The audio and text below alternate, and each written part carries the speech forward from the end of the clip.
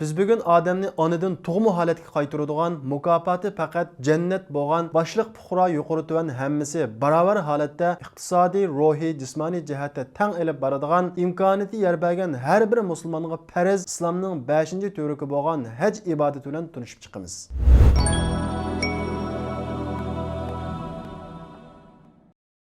Haj 3 turlik bo'lib, 3 turning qaysi birisini ado qilsa, farz ado bo'ladi. Biz Uyg'urlar va dunyodagi ko'p sonliq musulmonlar tamattu hajini qiladi. Shuning uchun biz bu darsimizda tamattu hajini asos qilib, boshqa 2 turlik hajni qo'shimcha qilib so'zlab o'tib ketamiz. Birinchisi hajji qiron, ya'ni birlashtirilma haj. Buningda haj qilguvchi umrlan hajni birga niyat qilib ihromga kiradi. Umri qilib bo'lgandan keyin ihromdan chiqmay haj vaqti kelishini saqlab, umrga hajni ulab qiladi. Umrlan hajni bir ihromda ulab qilganlik uchun hajji qiron, birlashtirilma haj deb ataladi. Ikkinchisi hajji ifrat, ya'ni yakki haj. Buningda haj qilguvchi faqat hajni niyat qilib ihrom bog'laydi, shundaqla haj faoliyatini ado qiladi. Uchinchisi hajjut tamattu. Bu biz va dunyodagi ko'p sonliq musulmonlar ado qiladigan hajning turi. Tamattu bahrilish degan ma'noda bo'lib, buningda haj qilguvchi haj oylari kirgandan keyin umrga niyat qilib ihromga kiradi va umr ibodatini ado qilib bo'lgandan keyin ihromdan chiqib haj vaqti kirguncha normal turmushdan bahranadi. Shuning uchun bu hajjut tamattu, ya'ni bahrilish hajji deb ataladi. Shuning uchun hajjut tamattu qilmoqchi bo'lgan odam hijriya oylaridagi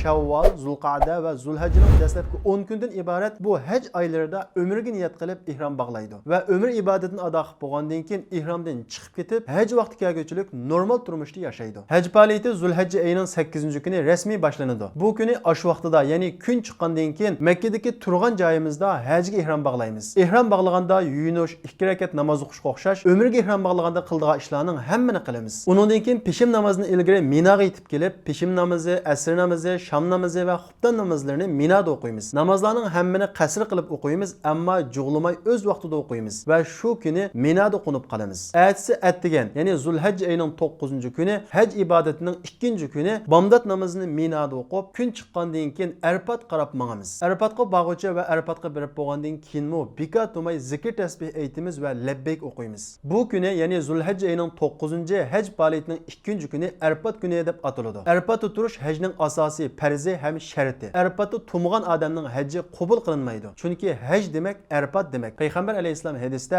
haj demak Arafat demak degan. Arafatda turish vaqti kun egilgandan boshlab, ya'ni peshim namozga azan chiqqandan boshlab kun o'ltirg'uchi bo'ladi. Peshim namozining vaqti kirganda imom munbarga chiqib xutba o'qiydi va bir azan 2 takbir bilan peshim bilan asrni jug'lab qasr qilib o'qiymiz. Kun petish bilan tang sham namozini Arafatda o'qimasdan Muzdalifaga qarab mangamiz. Muzdalifaga yetib bo'lgandan keyin bir azan 2 takbir bilan sham namozini qasr qilib va jug'lab Muzdalifada o'qiymiz va shu kuni Muzdalifada qo'nib qolamiz. Fursat topsaqlar zikr, tasbih va talbiya o'qiymiz. Muzdalifadan shaytonga otadigan toshni tirib olamiz, ammo chuqur Muzdalifadan tirish shart emas. Shaytonga otadigan toshning cho'ngligi nuqt miqdori yoki purchoq miqdorida bo'lsa bo'ladi. Ertasi, ya'ni Zulhajja oyining 10-kuni haj faoliyatining 3-kuni bomdod namozini Muzdalifada o'qib bo'lgandan keyin shaytonga tosh etish uchun mangamiz. Bu kuni faqat cho'ng shaytonga 7 tal tosh atamiz. Har qatim tosh atgan vaqtimizda takbir o'qib turib atamiz. Undan keyin qurbonlikni o'zimiz bo'g'izmoqchi bo'lsak, qurbonliklarimizni bo'g'izlaymiz. Agar vakolat qilgan bo'lsak, vakolatchilarimiz bo'g'izlaydi. Undan keyin chechimizni tushirish yoki qisqartish orqali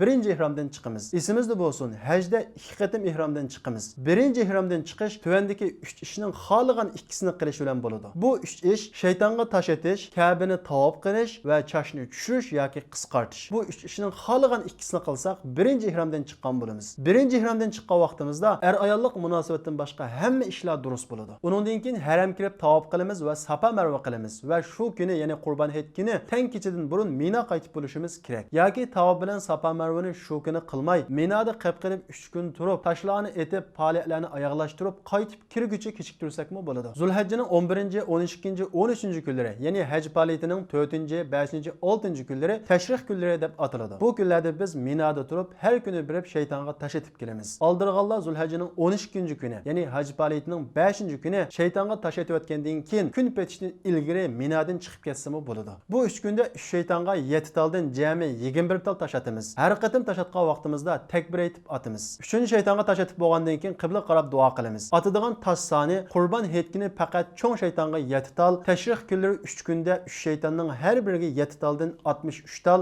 jami 70 tal tosh atamiz. Minoda 2 kun turadiganlar 49 tal tosh atadi. Haj faoliyatlarimizni tugatib vatanimizga qaytmoqchi bo'lgan vaqtimizda oramizda vido tavofi qilamiz. Vido tavofi Makkada qiladigan oxirgi ishimiz bo'lishi shart. Vido tavofi qilib bo'lgandan keyin bir narsa elib setish sunnatga xilof. Vido tavofi hezlar va nifaslar ayollardan boshqa hech kimdan kechirim qilinmaydi. Arafat kunda ba'zi hojilardan sodir bo'lgan xatoliklar. Kun petishdan burun Arafatdan chiqib ketish. Bu Rasulullohning sunnatiga xilof. Arafat tig'i deb atalgan rahmat tig'ining ustiga chiqib, tashlarni ko'ziga surtib, ustida namoz o'qishni ibodat deb qarab olish bu bir bid'at. Duo qilganda qiblaga emas Arafatga qarab qilish. Muzdalifada yuz beradigan xatoliklar. Shaytonga atadigan toshni chuqur Muzdalifada tirish kerak deb qarab olish. Shaytonga atadigan toshlarni yuvib tozalashni ibodat deb qarab olish. Shaytonga tosh etish jarayonida yuz beradigan xatoliklar. Shaytonga tosh atgan vaqtida shaytonga zarba beramiz degan tushunchalar kuchab hayajonlanib etish. Cho'ng toshlarni, oyoqlarni va tumirlarni etish. 7 tal toshni bir shaytonga biroqla etish. لأجلك يا ربي نسعى بلا توان وتحلو طريق الخطر